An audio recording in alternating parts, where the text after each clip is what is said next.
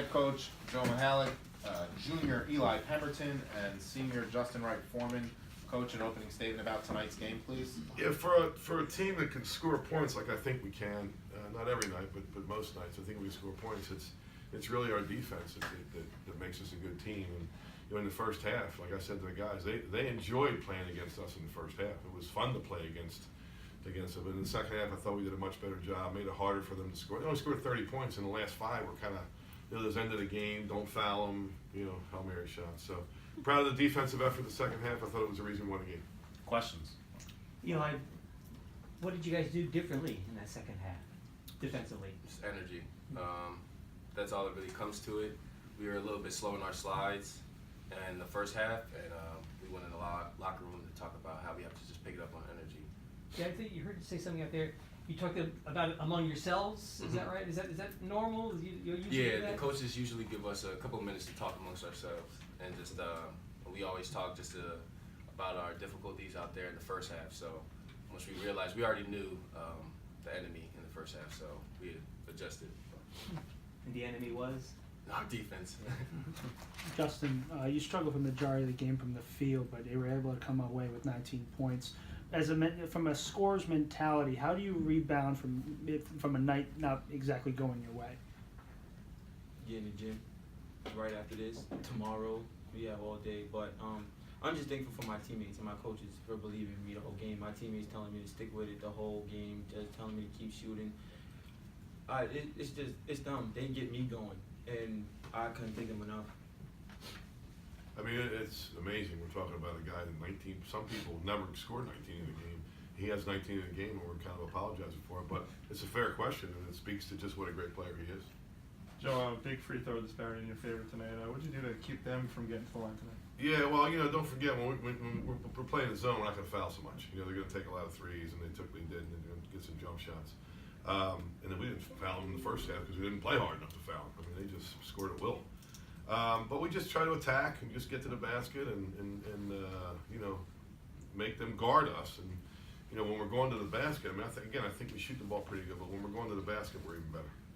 Eli and Justin, for both of you, I think Eli, I heard you address this, that the expectation is there, and everybody knows how good you guys are, and you get their best shot. What does that do for you?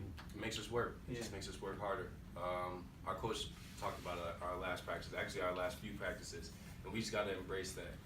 So that's all there really is to it. It's just an embracing thing, like Eli said. We're gonna get everybody's best shot every night. So it's just our job to be ready for it every given night, and just to give us more confidence, because we're 13-game winning streak. We just want to keep that going. We just got a bunch of hungry guys in that locker room that just want to work. Joe, it doesn't show up as much in the box score. There were a lot of plays tonight where the hustle on this team really showed and saved a lot of points the other way. How much can you quantify that this season, and how much of a difference has been from the year before that? Well, we talk a lot about the 50-50 plays, the plays that could go either way. The ball that's, it's either the blue shirt's going to get it or the white shirt's going to get it. And just winning those 50-50 plays. And I thought we got them in the second half. I thought Shaquille was terrific tonight. I mean, not the first 4 or 5 minutes. I thought he had a slow start. But he was, he had 12, he out-rebounded the kid. He had 12 rebounds. And his defense was good, and he came up with some loose balls and blocked shots. He had 3 block shots? He had 3 block shots. I mean, he and Danny combined for, I think, 11 points and 15 rebounds or something like that. So, he's one of the guys that's done it. And DeJour had 4 steals. I think he's top 25 in the country in steals now. So he had 4 steals. So we're active, and we're getting loose balls, and we're coming up with those 50-50 plays. Didn't Shaquille make that? That was maybe the signature play of the game. That pass, when there's like 2 passes within, right by the. What did you think of that play? That ended up with a jam by with 3 guys dunk. Yeah. And that was a play that could have gone either way. The ball was up for grabs, and somehow we grabbed it. I think you're right, Mark.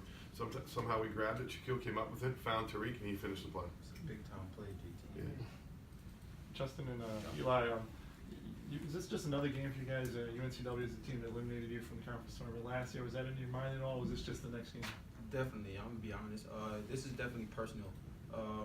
This is another rivalry that we have going on. So it was just our job to come out and play with that intensity. And obviously, we didn't come out to play in the first half, but we already knew we had to do in the second half. We went to the locker room. We talked to each other.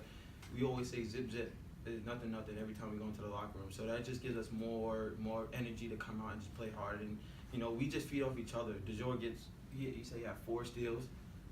We feed off of him defensively, and then once it's a trickle down effect every time. So once he starts going, or once somebody starts speaking, it just trickles down to all of us, and we all just start getting going.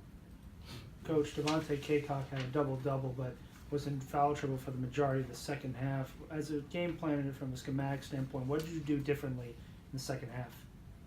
I don't know that we did anything differently. I just thought we played a little harder, paid a little more attention to him, and tried to beat him to some spots.